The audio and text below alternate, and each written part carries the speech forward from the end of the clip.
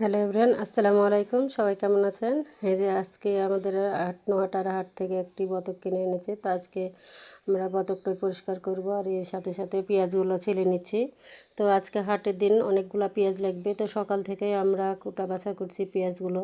আর এই পেঁয়াজগুলো নিয়ে এখন দোকানে চলে যাবে। আর এই যে বতকটা দেখতে পাচ্ছেন, এই যে আমাদের বাড়িতে থাকে একটি ছেলে, এই সবসময়তে বতকটাকে হেলাচ্ছে, আবার খেলাচ্ছে, আবার গোসল করাচ্ছে। যে ভাবি দেখো এই বতকটাকে আমি নিয়ে কত সুন্দর খেলা করব এখন।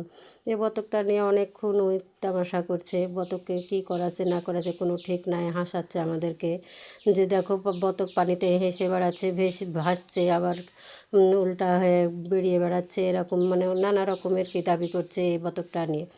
তো সর্বশেষে আমরা বতকটা বললাম যে ভালো করে পরিষ্কার করে নিয়ে আসো। আর আমি এদিকে গ্যাসের চুলাতে বতকটাকে ভালো করে পরিষ্কার করে যে সুন্দর করে পুড়িয়ে নিচ্ছি। তো কার কার এই বতকটা এরকম শীতের দিনে বতকের মাংস খেতে ভালো লাগে অবশ্যই কমেন্ট করে জানাবেন, আর আমার পাশে থাকবেন।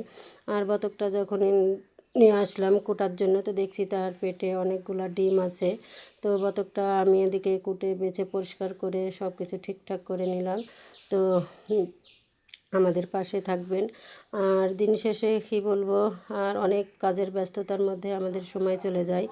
তো দেখতে পাচ্ছি যে এখানে অনেকগুলো ডিম বেরিয়েছে, আর ভিতরেও কাটার পরে দেখতে পেলাম যে একটা ডিম আছে ভিতরে।